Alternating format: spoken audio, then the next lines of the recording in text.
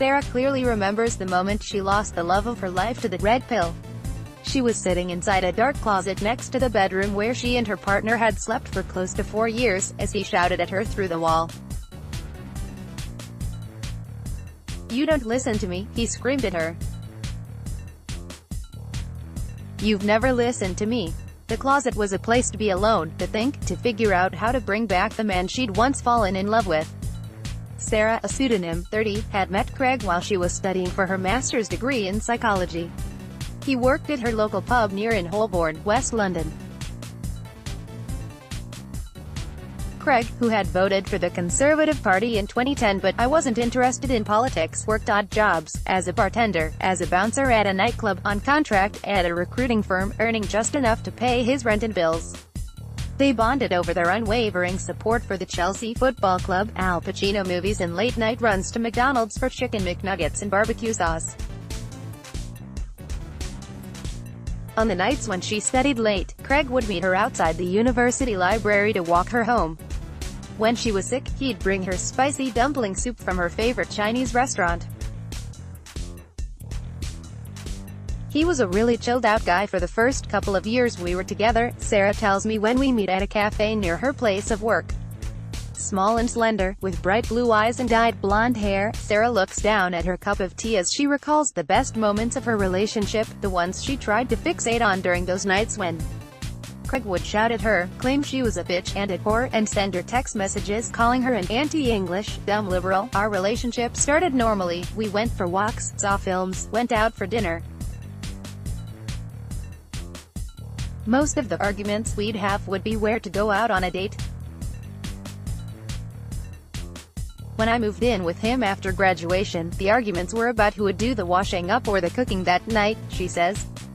By the end of their relationship in September, though, she found herself having to not only try to get Craig to do his share of the laundry, but to justify why people should be allowed to speak languages other than English in public, why removing taxes for tampons isn't unfair, and more bizarrely, why being a feminist isn't the same as being a Nazi. Nearly all the arguments came from YouTube videos he was watching. Sarah tells me, because he'd work at night, he'd spend a day on the internet.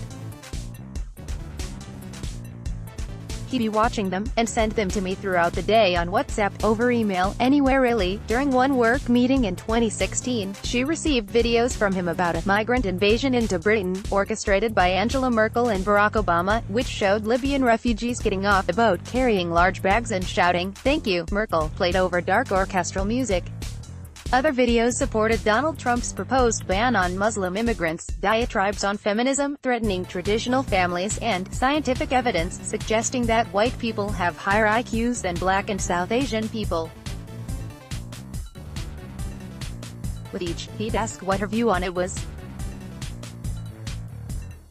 Sometimes, she'd say she didn't know, and he'd send me more videos, or explain why they were correct. Other times, when she'd disagree, for example, when it came to whether abortion should be legal, he'd get angry. He would start off by saying I was wrong, demanding I explain my view, during a workday. When I wouldn't respond to him immediately, he'd tell me that my view was stupid and idiotic and that I was just another dumb lefty who didn't know what they were talking about. Other times, when Sarah would ignore his messages, he'd get erratic and angry. He would shout at me for not being interested in the things he was, that I wouldn't take any of it seriously, she recalls, her eyes tearing up. He would tell me that I wasn't smart enough for him, that what I learned at university was pointless left-wing nonsense, that I only stayed with him because I was afraid to be alone. In the year leading up to their breakup, Sarah tells me she desperately tried to help him stop watching the videos he was slowly becoming obsessed with. I tried to take him to parties I was invited to be around him more. I sent him messages every hour while I was at work to say that I loved him. I thought that having human contact, to know that he didn't have to be so angry all the time, that he was loved by so many people, would be enough to get him away from all that material. She also compromised her own values to get him to open up to me, as she tried to find a middle ground between his radical right-wing views and her liberal positions on issues like immigration, religion and Brexit. When he said that Brexit would be good for the UK, because there would be fewer immigrants that would erode white English culture, a statement that truly shocked me. I remember nodding and saying that it would be a good thing for more people to be taught English. Still, it wasn't enough for him, she says. That was the moment I knew I wouldn't get through to him. Sarah and Craig's relationship isn't atypical in 2019, a time in which it's not uncommon for women to find themselves with male partners who have been red-pilled, or radicalized online by misogynistic, far-right content in communities.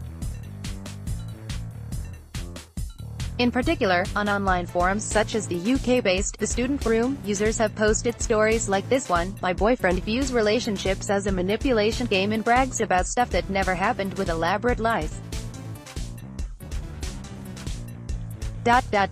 He believes girls are evolutionary programmed to want to be treated like shit, but have developed clever adaptive methods to deceive men."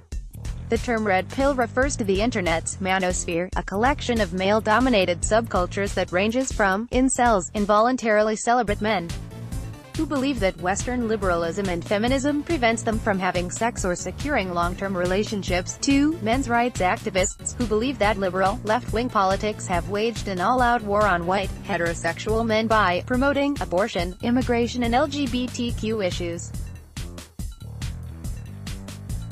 In 2016, The Guardian described red pill communities as a network of groups that collectively envisioned a reality that women run the world without taking responsibility for it, and that their male victims aren't permitted to complain. Popular mantras used on red pill message boards include, "Feminism is cancer," the same phrase used by right-wing provocateurs like Milo Yiannopoulos and InfoWars' Paul Joseph Watson.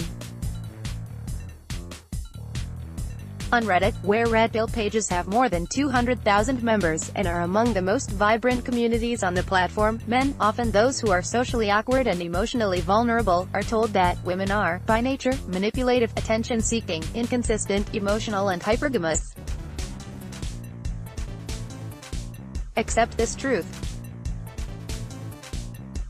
Once you do, you can game women for what they are, not what you want them to be. The manosphere consists of a large number of groups, whether it's incels, men going their own way, or pickup artists, that all push the same kind of message, that the men who go to their pages are being hard done by women and society at large, says Annie Kelly, a PhD student at the University of East Anglia who researches the impact of digital culture on the far right. He adds that while there isn't a single reason why men would be attracted to red pill communities, as a hyper-networked online subculture, it's able to transmit its messages and philosophies to a much wider audience. All of which means that grievances related to lack of sexual and romantic partners are located in the same spaces as right-wing propaganda around the refugee crisis and trans issues.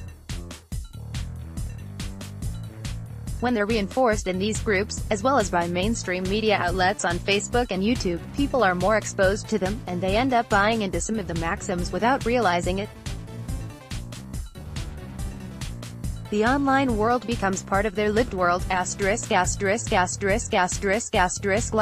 The Huffington Post ran a feature about Nina Kupriyanova, the wife of U.S.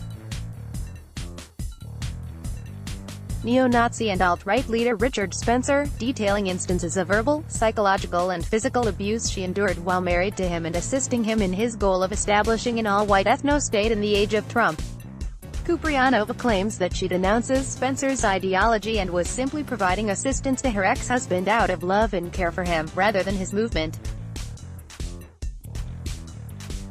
As the article made its way around the internet, many people found themselves asking the same question: how much sympathy should we have toward women whose partners lurch further to extremism during the course of their relationship, especially if these women tend to be the ones held responsible for bringing the men back from the brink? Indeed, in knowing the views and attitudes of social conservatives in regard to issues like immigration, rights for minority groups and LGBTQ issues, should these women have avoided dating such men entirely? It's interesting that most of the people responding to this with, "Yeah, I'm supposed to feel sorry for a Nazi," or "It's her fault for marrying Richard Spencer," are men. Sophie Weiner, at SophCW, January 13, 2019. "Yeah, I feel sorry for his wife. No woman deserves to be abused. That being said, she is definitely a racist. She's probably more racist than Richard Spencer. See, his bigotry doesn't faze her at all. She's not a good person now just because she's suing her ex-husband." Saeed Bernard, at Saeed Bernard, January 13, 2019. Nina Kupriyanova reveals being abused by Richard Spencer. I do not condone abuse of any kind, but I do not feel sorry for this woman. She is complicit in spreading the hateful ideologies of white supremacy. I really don't care, do you? https://t.co/UVBFPGBP38 Trinity Area Joan, at Trinity Area Hoen, January 13, 2019. This is the situation Ellen, 24, found herself in as she watched her boyfriend, 30-year-old Stephen, his name has been changed at Ellen's request, become more and more entrenched in right-wing online content. Speaking over the phone, Ellen tells me that at times, she felt hypocritical being in a relationship with Stephen. As a longtime socialist, Ellen uses her social media accounts to post anti-conservative party messages, memes about the failures of capitalism in support of anti-racist organizations. Her and Stephen, however, had been childhood friends, having grown up in the same small town in the south of England, the kind of place where families all know each other, drink at the same pub and play soccer on Sundays. I knew he had some controversial views before we started going out, Ellen explains. Maybe that should have been a warning. But we also had a family history. He worked in my mom's office. And to me, he was always the attractive guy next door, nor did Ellen pay much attention to Stephen's views when they first started dating in early 2017. At the time, she was a university student, and he was between jobs with aspirations to work in finance. He was interested in conspiracy theories, the kind of thing that most guys are into, and I actually felt that most of his anti-establishment persona lent more to the left. Stephen enjoyed talking about these theories with Ellen, and Ellen was happy to discuss them with him. I enjoyed the intellectual side of the relationship, she says. Things changed quickly, however, when, according to Ellen, Stephen returned to their hometown after losing his job in London. With few friends around him and Ellen at university, he spent the majority of his time online, learning how to trade foreign currency via obscure blogs and YouTube tutorials before wading into more political waters. It started off fairly mild, Ellen says, with a slight laugh. He would WhatsApp me Jordan Peterson lectures about social justice warriors on university campuses.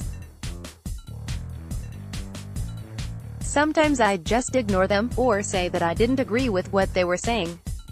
Eventually, he moved on to more extreme material.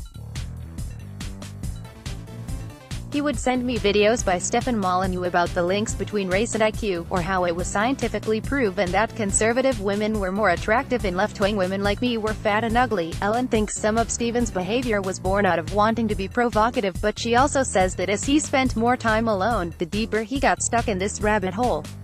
I didn't know any of these right-wing characters until we started dating, and he kept sending me videos from them, she tells me. I had to learn about what they were saying, quickly, so that I could try to debunk his view, or at least challenge them. And usually when we would debate these topics, it would end up in tears. That's because when I would try refute him, he would flip out.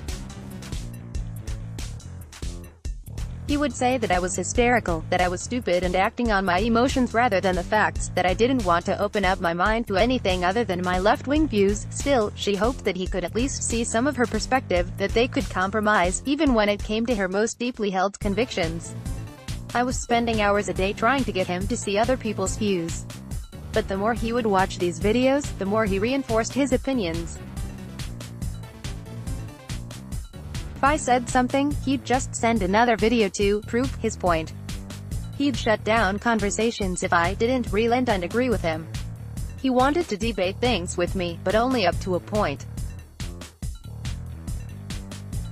Eventually, he'd expect me to side with him. While most red pill groups tend to focus on single men, there are subgroups like married red pill where men who are married are trying to get their wives to see the world in the way they do, says Julia Ebner, a research fellow at the Institute for Strategic Dialogue and author of The Rage, The Vicious Circle of Islamist and Far-Right Extremism. A lot of the time that will be influenced by things the men see on social media, but also the images that these kinds of groups conjure up.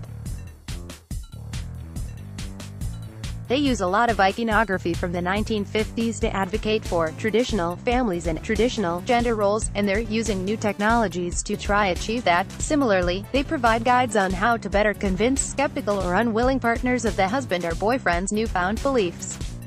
These guides provide resources and subjects designed to help ease their partners into red pill ideologies, Ebner explains. Some of the tips employ techniques like neuro-linguistic programming to achieve this, or other aggressive, psychological techniques that are common in pickup artist communities. Though the various techniques differ, Ebner suggests that the goal is the same. By recruiting women to the movement, they gain more legitimacy.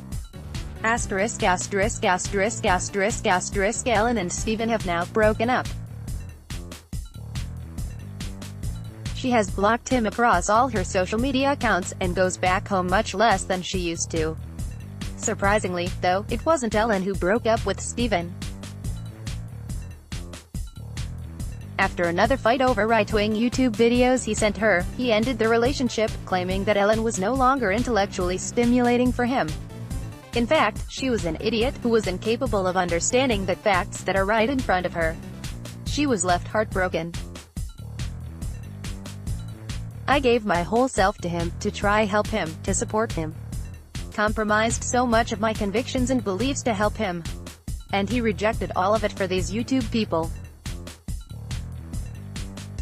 He rejected one of the only genuine relationships he had. For Sarah, similar feelings remain. Though she hasn't been in contact with Craig for several months, reminders of him are everywhere, especially when she works on the computer they once shared. I was listening to Coldplay when I was cleaning the other day, she laughs. And the next video YouTube had scheduled for me was one of these right-wing talk shows in America about how abortion clinics are being secretly funded by George Soros. I see these kind of videos on my recommended pages all the time. It turns out she can't seem to escape them either.